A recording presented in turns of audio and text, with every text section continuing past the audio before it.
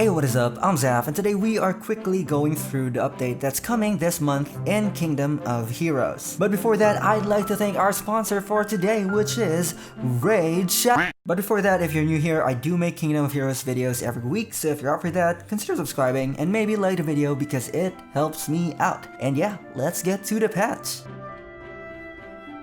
First on the list is the new elemental Tower of Arrogance. We are going to be getting 5 new towers, 1 for each element, and these towers are most likely still going to be the same as the normal one with 100 floors. These towers are element specific, which means you can only use characters based on the element of the tower. This will very much promote mono element teams and give more value to element specific leaders. If you've played AFK Arena, this system should be kinda similar to the faction towers. Unlike the normal tower though, the elemental towers do not reset and is a one-time clear, so there's really no need to rush, which is very nice. The rewards are still unknown, but if I were to guess, and this is just a hopeful guess, okay?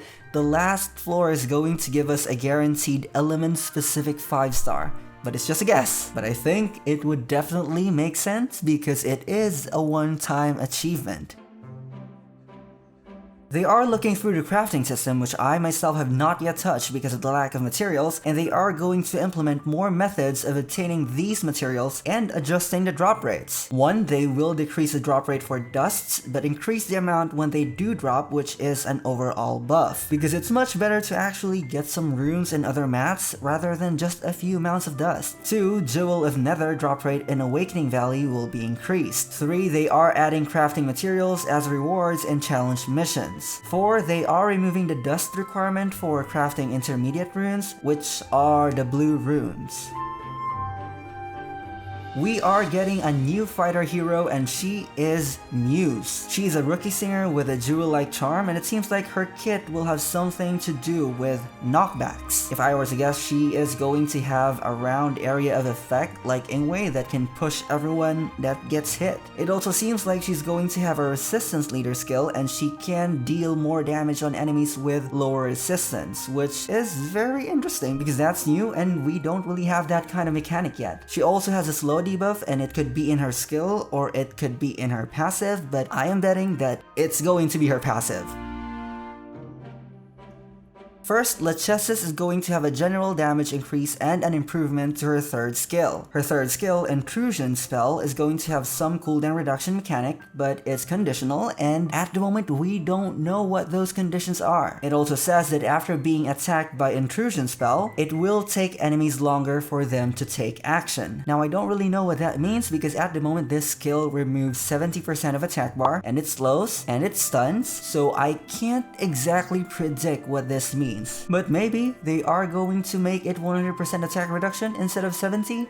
I don't know. However though, this doesn't really solve her problem right now because her main issue is that her kit doesn't really synergize with what she's supposed to do. Obviously, she was designed to be a single target nuke for PvP since she has a PvP attack leader skill and all her skills are single target. Now the problem is that her strongest skill is composed of multiple crowd controls, and as a nuker, her goal is to eliminate a target and not to crowd control. Because what is the point of the attack bar reduction, the very long slow, and the stun if the target is dead? It just doesn't line up. If you put in the argument of using her as a crowd control instead of a nuker, she still wouldn't be able to do that effectively because all her skills are single target, and it's just not worth bringing her into your PvP team if you're going to use her for that stun. This could come into play though for bosses, but outside of that, so yeah, as someone with Lachesis, I am kinda disappointed because I would probably still not use her after this buff. Next is Baldur. His skill 1 damage and healing is going to be slightly increased, and I am hoping that by slightly they mean at least 4% healing, because at the moment he heals for 6%, so if they up that to 10%, that would actually be kinda decent. The shield amount on skill 2 will also be increased, and the defense buff duration on his passive is going to be increased as well. well. Overall, very good buff for him. And the last one to be buffed in this patch is Caligula. He is going to have a damage increase in certain skills and will have,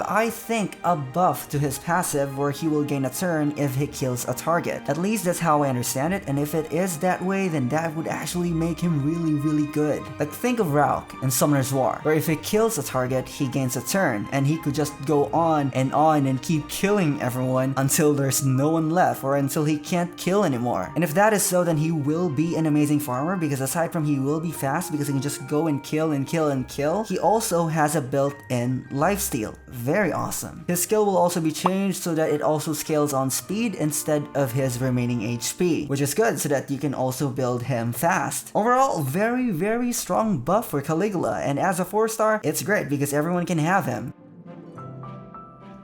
We will be having new events this month as well that will revolve around crafting materials, plus we are getting EXP buffs, increased silver drop rates, and stamina discount for Rune Dungeons all over the month of September. Links to the schedule will be on the description.